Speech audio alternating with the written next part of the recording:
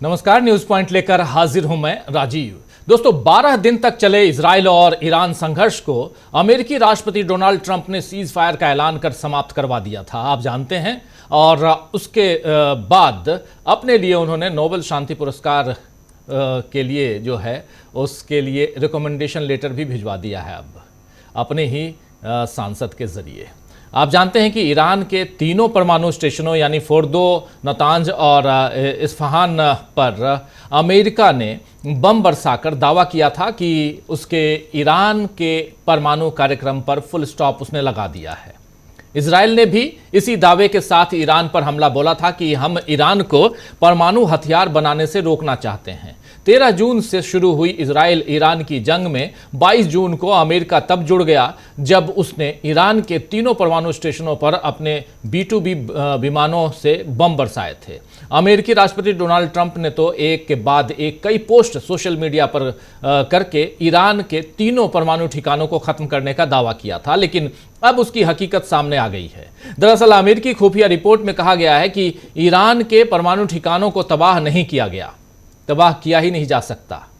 और अमेरिकी ऑपरेशन से ये कार्यक्रम सिर्फ कुछ महीनों के लिए ही पीछे चला गया है, लेकिन ये तीनों जो उनके परमाणु स्टेशन हैं वो तबाह नहीं हुए हैं। अमेरिकी मीडिया में आई खबर के मुताबिक ईरान के परमाणु ठिकानों को कोई विशेष नुकसान नहीं हुआ है, जबकि इस रिपोर्ट के सामने आने पर ट्रंप ने इसे फेक न्यूज बताते हुए इसका खंडन किया है। दरअसल पेंटागन की रक्षा खुफिया एजेंसी यानी DIA की तरफ से यह खबर लीक हुई है। यह जानकारी ट्रंप के उन दावों को खारिज करती है दोस्तों, जिसमें उन्होंने बार बार कहा था कि हमारे हमलों ने ईरान की परमाणु संवर्धन सुविधाओं को पूरी तरह से नष्ट कर दिया है। व्हाइट हाउस की प्रेस सचिव कैरोलिन लेविट ने इस आकलन को पूरी तरह गलत करार देते हुए कहा है कि यह टॉप सीक्रेट था, लेकिन खुफिया विभाग में एक निम्न स्तरीय हारे हुए शख्स द्वारा मीडिया को लीक किया गया।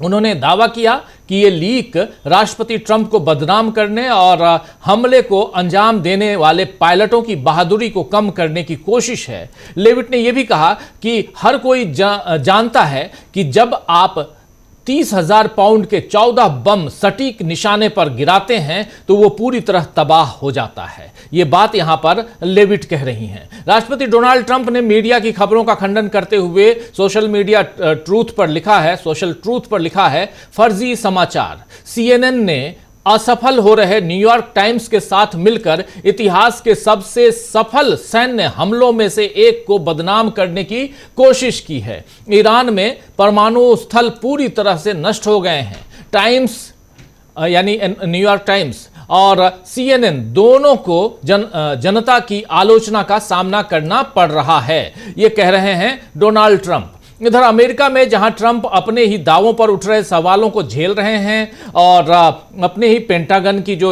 एजेंसी है, खुफिया एजेंसी, उनसे जो खबर लीक हुई है उसको झेल रहे हैं, तो वहीं उधर हेग में नाटो की बैठक भी हो रही है आज, और उस बैठक में ईरान और इजराइल के संघर्ष पर भी ज्यादा चर्चा हुई है। इस बैठक में भाग लेने के लिए डोनाल्ड ट्रंप हेग पहुंचे और वहां भी उन्होंने अपने B-2B विमानों की यानी जो बम बरसाने वाले जो विमान हैं उसकी तारीफ करते हुए कहा कि ईरान और इजराइल के बीच संघर्ष का तुरंत अंत हो गया। उन्होंने ये भी कहा कि मैं ये तुलना करना नहीं चाहता, लेकिन फिर भी इन हमलों की तुलना 1945 में जापान के हिरोशिमा और नागासाकी पर गिराए गए बमों से की जा सकती है। देखिए, एक यहां पर दोस्तों बहुत ही मजेदार तथ्य नहीं बल्कि दुर्भाग्यपूर्ण है कि आप नागासाकी और हिरोशिमा से इस घटनाक्रम की तुलना कर रहे हैं। यहां कह रहे हैं कि मैं ये तुलना नहीं करना चाहता, लेकिन फिर भी इन हमलों की तुलना 1945 में जापान के हिरोशिमा और नागासाकी पर गिराए गए बमों से की जा सकती है। वहां भी संघर्ष तुरंत खत्म हो गया था। ट्रंप ने यह भी कहा कि अमेरिका ने इस युद्ध को समाप्त कर दिया। अगर हमने परमाणु ठिकानों को नष्ट नहीं किया होता तो वे अभी भी लड़ रहे होते। नाटो की बैठक में भी खुफिया जानकारी के लीक होने की बात करते हुए ट्रंप ने कहा कि पेंटागन से मंगलवार को लीक हुई खुफिया जानकारी में कोई दम नहीं है। यानी कहीं ना कहीं वो जो खुफिया जानकारी लीक हुई है वो ट्रंप को परेशान कर रही है। ट्रंप एक तरफ अपनी वाहवाही लूटने में या लेने में कहें जुटे हुए हैं, तो दूसरी तरफ पेंटागन से लीक हुई जानकारी पर सफाई देने में भी लगे हुए हैं। लेकिन इन सब के बीच उधर ईरान ने साफ साफ कह दिया है कि हमारा परमाणु कार्यक्रम बंद नहीं होगा। ईरान ने साफ साफ ये बात कह दी है कि हमारा परमाणु कार्यक्रम बंद नहीं होगा।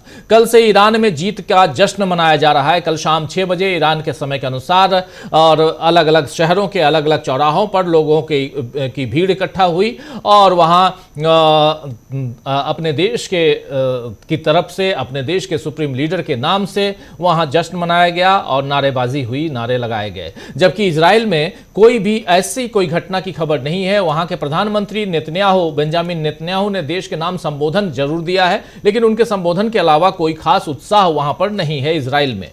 यह बात यहां साफ दिखाई दे रही है। तो लेकिन इजराइल और अमेरिका का कहना है कि हम ईरान को परमाणु कार्यक्रम दोबारा शुरू करने नहीं देंगे। मतलब साफ है कि अभी संघर्ष खत्म नहीं हुआ है, यानी पिक्चर कह सकते हैं कि पिक्चर अभी बाकी है। इधर अपने देश में आए, थोड़ी सी चर्चा अपने देश की भी करना यहां जरूरी है। ईरान भी चलेंगे और ईरान से भी अपने साथी को हम जोड़ेंगे, उनसे भी समझेंगे कि आखिर ईरान में चल क्या रहा है। इस पूरे संघर्ष को अब यहां हम समाप्त होते हुए देख रहे हैं या ये संघर्ष अभी आगे बढ़ेगा, क्योंकि जब ईरान कह रहा है कि हम परमाणु कार्यक्रम अपना जो है उसको बंद नहीं करेंगे और उधर अमेरिका कह रहा है अगर ईरान ने ऐसा किया तो हम मजा चखाएंगे, हम छोड़ेंगे नहीं।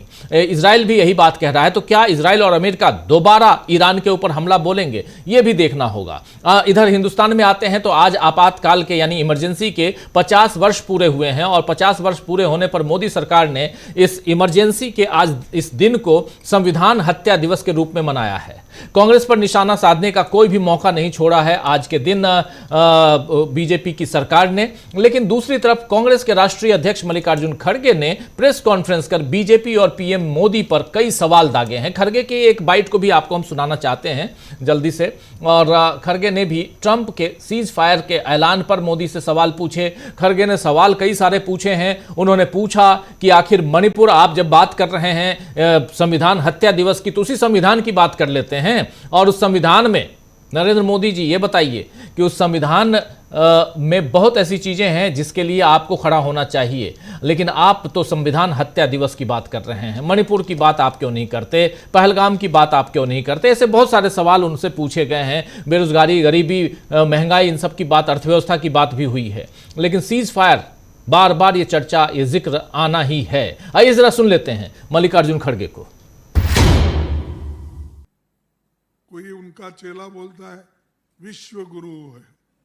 अरे गुरु अपनी समस्या ही नहीं सुलझाया, वो ट्रंप बोलता है मैं सुलझाया, बोलता है नहीं।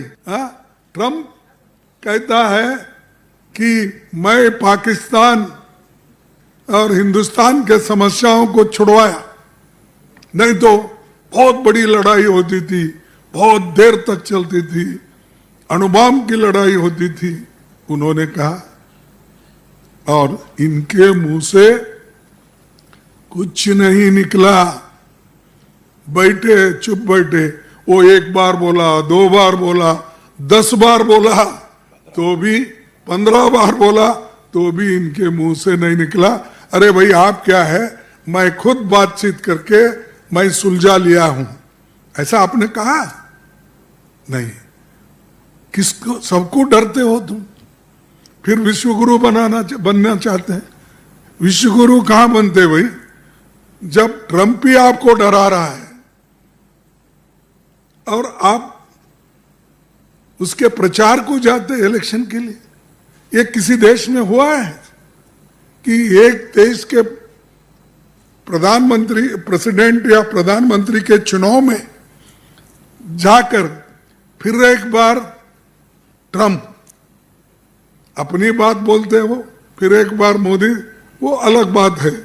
लेकिन दूसरों के इलेक्शन में जाके, अमेरिका में जाके आप बोलते हो फिर एक बार ट्रंप। और ट्रंप ने क्या बोला, अरे भाई तुम दोनों का झगड़ा मैंने सुलझाया। तो ये इनके इतने अवगुण रहते हुए भी वो हीरो बनना चाहते हैं।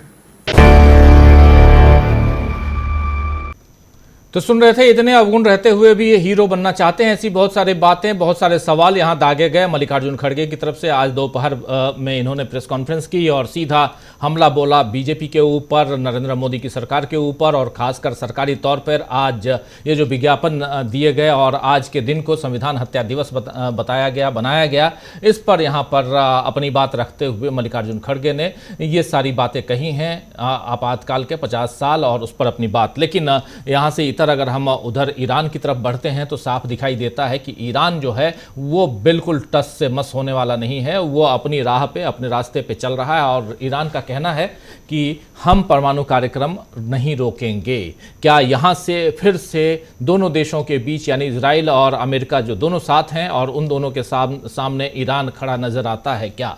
और ईरान में इस बीच 700 से ज़्यादा ऐसे लोगों को गिरफ्तार किया गया है जो दुश्मन देशों के लिए, यानी इजराइल के लिए काम करते थे, उनके लिए जासूसी करते थे। इन लोगों में से 3 को फांसी की सज़ा दी गई है और ऐसे कई लोगों पर केसेस चल रहे हैं। ये बंदी जो हैं पिछले 12 दिनों के हैं, जो लगातार, यानी 13 तारीख से जो ये शुरुआत हुई थी, जंग की शुरुआत 2 देशों के बीच, उसके बाद ये पकड़े गए हैं। तो ईरान में भी अंदर खाने बहुत कुछ चल रहा है, इधर हिंदुस्तान में भी अंदर खाने बहुत कुछ चल रहा है, और उधर डोनाल्ड ट्रंप साहब खुद को बचाने के लिए, क्योंकि जो पेंटागन से लीक हुई है, जो खबरें लीक हुई हैं जिसमें साफ साफ कहा गया है, पेंटागन की जासूसी एजेंसी साफ कह रही है कि जो बम गिराए गए हैं अमेरिका की तरफ से, उसका कोई ज़्यादा असर नहीं हुआ इन तीनों परमाणु ठिकानों पे ईरान में। इसके भी मायने समझने की कोशिश करते हैं। तो यहाँ बहुत कुछ है, एक तरफ आपातकाल पे आर पार है हिंदुस्तान में, तो दूसरी तरफ विदेश